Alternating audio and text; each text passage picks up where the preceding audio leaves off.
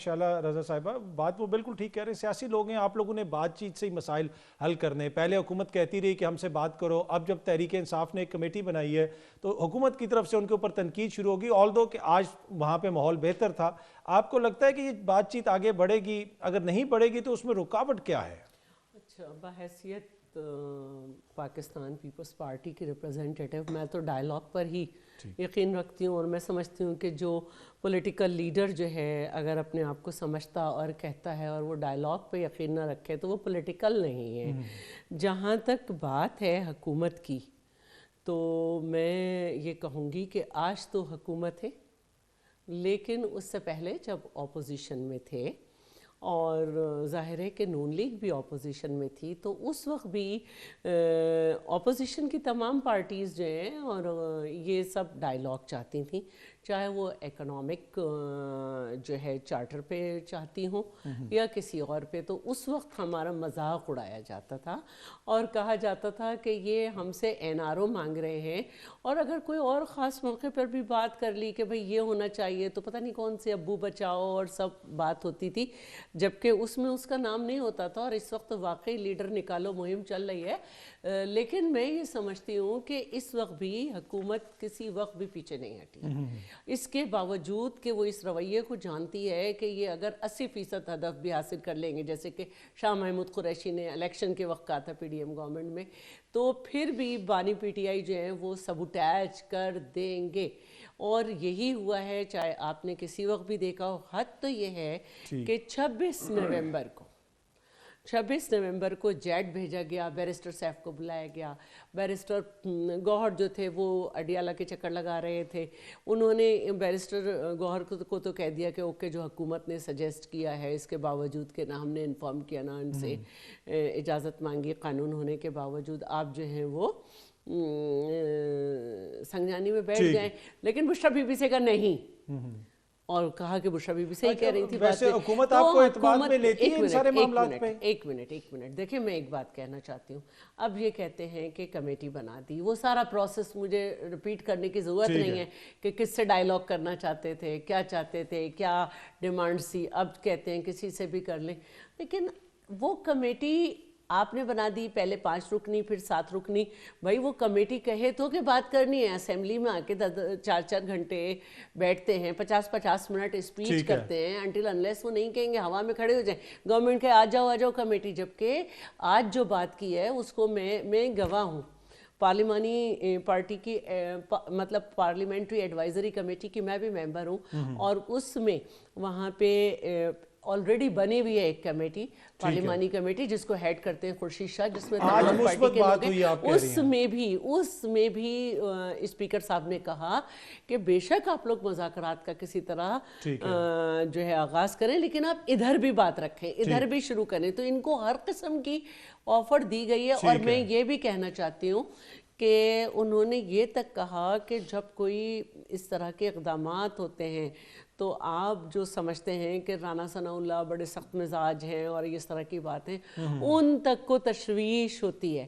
تو اب 2 دن سے ذرا ایک بہتر ماحول ہے, اور میں سمجھتی ہوں کہ یہ آگے جانا چاہیے بات, اور بات ہونی چاہیے. شالہ رضا صاحبہ کہ پرائم منسٹر صاحب نے وہ وہاں پہ ایگری کر لیا, بلاول صاحب مولانا کے پاس گئے, سب لوگوں نے ایگری کر لیا, جہاں پہ قانون سازی ہوئی پھر وہ صدر صاحب کے پاس گیا اور وہاں سے واپس بھیج دیا گیا, جس کا آج وزیر قانون نے بھی ذکر کیا. یہ ایک طرح سے آپ لوگوں نے مولانا کو وعدہ خلافی کی, ان کے ساتھ ایک طرح سے دھوکہ ہوا, یہ کیا ہوا آخر؟ اچھا دیکھیں, بات یہ ہے کہ ہم کبھی اپنے اپوننٹ کے لیے غلط الفاظ تک نہیں بولتے, ان کا نام بھی نہیں بگاڑتے. یہ ایک روٹین میں پریکٹس ہوتی ہے کہ صدر مملکت کے پاس یا گورنر کے پاس جب ایسنٹ ہونے کے لیے بل جاتا ہے تو وہ اس میں آبجیکشن کر سکتے ہیں, یہ ان کا رائٹ ہے, یہ کانسٹیٹیوشنل پوسٹ ہے. اور 13 بل ایسے ہیں جس پہ انہوں نے آبجیکشن دیا ہے. مثال کے طور پر یونیورسٹیز کے جو بل ہیں اس پہ انہوں نے کہا ہے کہ اس کو آپ پروونشل لیول پر پاس کرائیں. تو یہ جو بل ہے اس میں انہوں نے اس کو انڈیکیٹ کیا ہے کہ پی ٹی آئی کی گورنمنٹ میں ایک قانون پاس ہوا تھا جس میں مدرسہ رجسٹریشن ایکٹ, اور اس کی سگنیٹری مولانا کی پارٹی بھی ہے, اور اس میں یہ تھا کہ مدارس جو ہیں under the board of education اور ریلیجیس بورڈ جو ہے اس کے انڈر آئیں گے. تو انہوں نے یہ یاد کروایا ہے کہ اس کو دیکھ لیں کیونکہ سوسائٹی ایکٹ میں جو ہے اس میں جو ہے مختلف اس میں آرٹ سے ریلیٹڈ رقص سے ریلیٹڈ چیز جو ہیں وہ ہے, تو یہ ایک اچھا نہیں ہوگا. تو یہ اس طرح کی کچھ باتیں جس کو جو بہت زیادہ یہ ساری باتیں تو ڈسکس ہوئی تھی نا, بلاول صاحب نے ایگری کیا تھا مولانا کے ساتھ. میں ایک بات آپ سے کہنا چاہ رہی ہوں کہ یہ کچھ ٹیکنیکل میٹر ہے, اور آج بھی جب مولانا صاحب نے کافی ایموشنل اسپیچ کی تھی تو اس کے بعد اعظم نذیر تارڑ نے ان سے یہی کہا ہے کہ ضروری نہیں ہے کہ یہ جوائنٹ سیشن ہو, ہم اس کو اپنے طور پر بھی بیٹھ کے کر لیتے ہیں. اور یہ ایک عام بات ہے. اور دیکھیں 18ویں ترمیم بھی جب ہوئی تھی تو اس کے بعد اگر آپ دیکھیں تو بہت سارے لاز امینڈ کرنے پڑے تھے, اور اگر یہ کچھ اس میں ہو بھی گیا ہے تو دوبارہ اس کو امینڈ بھی کیا جا سکتا ہے. اور آپ سمجھتے ہیں کہ بات چیت سے یہ معاملہ حل ہو جائے گا, مولانا سڑکوں پہ نہیں آئیں گے؟ نہیں, یہ ایسی بات نہیں ہے. اور دوسری بات جو ہے وہ میں یہ کہنا چاہ رہی تھی کہ ہم نے یہ بھی دیکھا کہ امریکہ وغیرہ میں اوتھ لیا گیا, اوتھ میں غلطی ہو گئی, دوبارہ سے اوتھ لیا گیا, اور اس طرح سے بہت ساری ایسی چیزیں ہوتی ہیں جس میں ڈسینٹنگ وائس بھی ہوتی ہیں.